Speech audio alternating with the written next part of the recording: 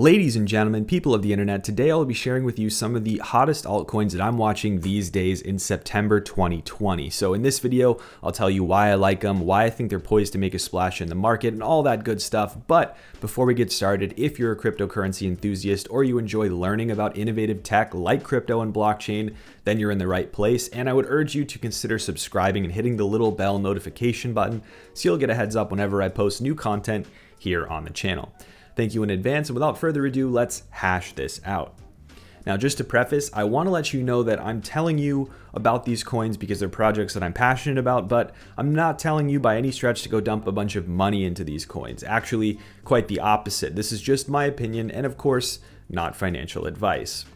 Now, the first project that I want to talk about today is one that you've likely heard of given all the buzz in the space these days about the wonderful world of DeFi. And that being said, that project that I want to talk about today is Aave, A-A-V-E. I think that's the way people pronounce it. Now, among all the different industries and use cases in crypto, none are more hyped right now than DeFi, or decentralized finance. And at the pinnacle of DeFi are projects like Aave, who have created an ecosystem of unique and innovative lending products that allow users to access new profit opportunities and just new ideas in the world of crypto. Now, you might have first heard about this project during the white hot news cycle around flash loans, which was actually an invention brought to the table by the team at Aave, and allowing users to complete wild arbitrage trades with a large loan that's only fulfilled if the trade is completed within one transaction cycle was something brand new. In other words, this was an opportunity for users to leverage large amounts of capital with no collateral and with less risk for both parties involved. Of course, risks were present and always are, but pushing the envelope often presents risks in the first place. This was the start, though, of something huge for Aave. At its core, Aave was a money market protocol that allows lenders to contribute to liquidity pools that feed the many services that they offer to loan consumers who take advantage of that same liquidity in pools. Now, throughout all these services within the protocol, the native ERC20 token Lend is the fee utility. So when a user pays the flat 0.09% fee on a flash loan transaction, Lend is actually how that fee is paid. Now, the lend that is used for fees is then subsequently burnt or taken out of supply, which enforces a supply deflation trend as the protocol is used more and more. Now, lend can also be used to vote on community proposals for improvements and developments on the platform, which is also a critical component of a decentralized protocol in the modern day. Now, the integration of arguably the most impactful tool at the disposal of crypto traders today, Uniswap, simply puts Aave above the rest in this space. Uniswap offers unprecedented access to ERC20 tokens and trading pairs in a decentralized exchange format. And the Uniswap market integration with Aave, which allows those who receive UNI tokens for pooling capital in Uniswap to use those UNI tokens as collateral for Aave's lending mechanisms. Now, this integration between these two makes both DeFi projects more valuable and improves the ecosystem involved between them that much more. Now, Aave is doubling down on their success in a V2 version of their protocol, which was announced earlier in August of 2020. And apart from the core security and efficiency upgrades from formal verification of the codebase and cold wallet delegation for governance to gas optimization and loan deleveraging being cut from 4 transactions to 1, Aave is aiming to reduce the overall cost and fee structure for the protocol to better compete with lending protocols like Compound. Well, furthermore, users will be able to move their debt from one asset to another in a trade to save on lending costs in version 2. Now, also in version 2, I would also expect some sort of interesting new product or market, much like flash loans, that will take the market by storm, that will be sort of a shock to the system. I really think that Aave has a bright future in this space and has lots of room to grow from here. I mean, they even got a license to operate as an authorized electronic money institution as an entity in the United Kingdom, which is huge in and of itself for a DeFi project. These things are on the cutting edge, so to get licensing is pretty huge. Now, the second project that I want to talk about today is starting to get more and more attention, and rightly so, because it's got a really unique upside and a refined user experience that stands out in the crypto space. and that project is Utrust. Now, Utrust has been around since the tail end of the last bull market, and its mission is simple: to create a seamless user experience for businesses to accept crypto as payments and for users to pay with their favorite cryptocurrencies for goods and services. So that being said, many have likened Utrust to the PayPal of cryptocurrency, and in many ways, PayPal helped usher in the generation of e-commerce that came before this. In fact, the CEO of Utrust is actually a former executive from PayPal. So that being said, Utrust has worked for the last few years to build a quality user experience for both ends of the payment process, taking into account the unique value proposition such a product presents to both the buyer and the seller. Now, for those that run a business, a major barrier to entry for accepting cryptocurrency as payment is derivative of both the technological challenges that are present in setting up the infrastructure for it, as well as a business challenge in introducing yet another potential complexity into the accounting side of the business, which is something people don't appreciate fully. Now, in this regard, Utrust has tailored the experience for the parties accepting payment to be as simple, extensible, and tightly integrated with their current processes as possible, meaning transactions are reconciled instantaneously in fiat currency of choice rather than in crypto, fees are transparent across the board, and it just makes sense. Now, on the payment side, what makes a valuable user experience is a lot different.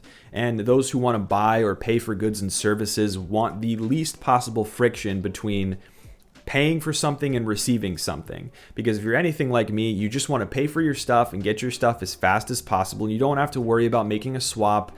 That means no fumbling around or hot swapping for a stable coin or only being able to spend one type of asset.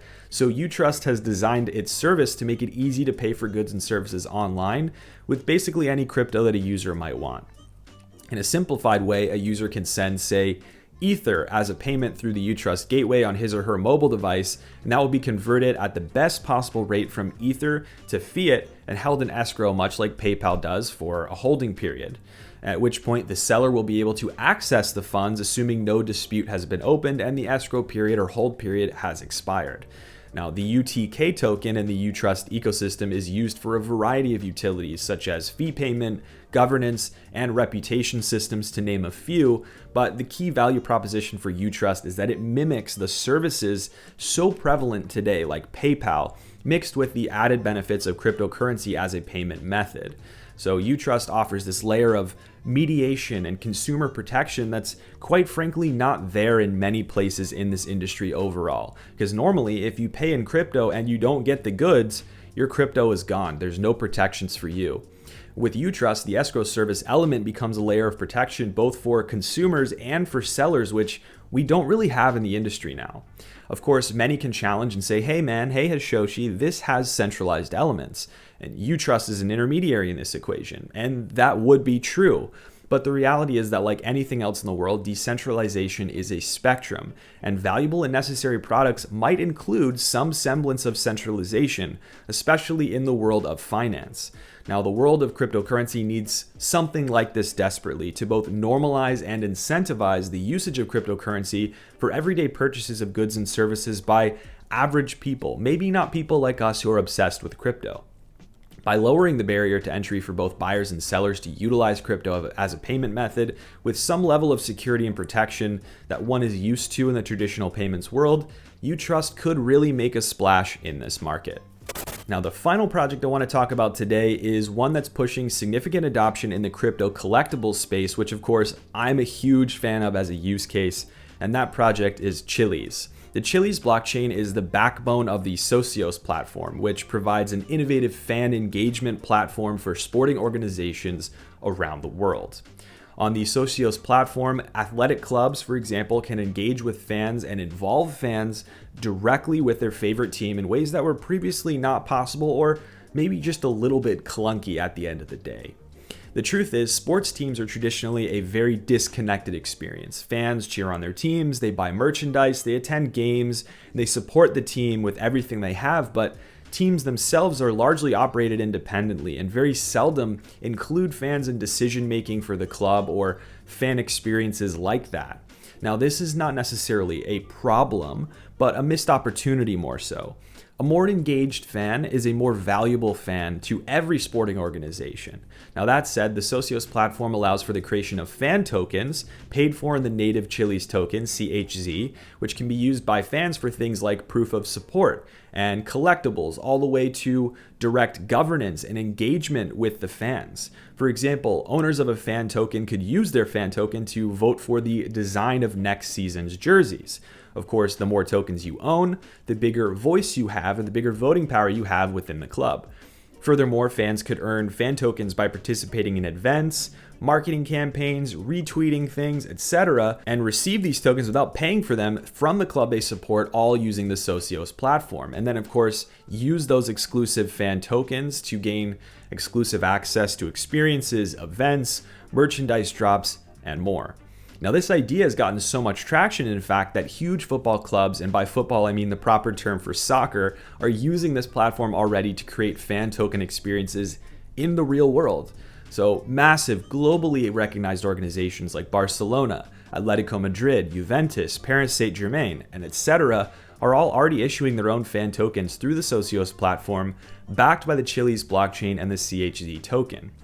Using the CHZ or Chiliz token, fans can directly acquire fan tokens for their favorite club, or even earn them, like I mentioned before, using the Socios Hunt feature, which is like a lottery system almost, or specific campaigns that clubs set up, again, like we just mentioned. Now, for me, I'm a massive fan of sports in general, and an absolutely avid fan of professional football leagues in Europe, and I absolutely love the idea of bringing together the international communities that support these major clubs to all participate together in a tokenized economy of sorts. I myself am a user of these fan tokens, and I feel like there's real value in tokenized fan engagement economies. The fact that these huge organizations are choosing to invest time and money into growing this ecosystem is a testament to the fact that there is real merit here. Now, I could see American sports clubs doing the exact same thing and jumping on this bandwagon and really involving fans in sporting events and keeping people engaged in ways that we haven't seen before, especially now in the absence of traditional seasons of sports. Due to this crazy virus situation, there needs to be more ways to keep fans engaged. In 2020 and beyond, I would keep a close eye on what Chiliz is doing, especially with the Socios platform, because the world of sports is changing, and this could be a major element of these clubs' future strategies for fan engagement. Now, that being said, folks, if you have some time to stick around, please do check out my other altcoin picks videos. I'll link them up here on the screen for you to watch. Again, if you have time, please do stick around. But as always, thank you so much for watching. Have a fantastic rest of your week/weekend. Cheers.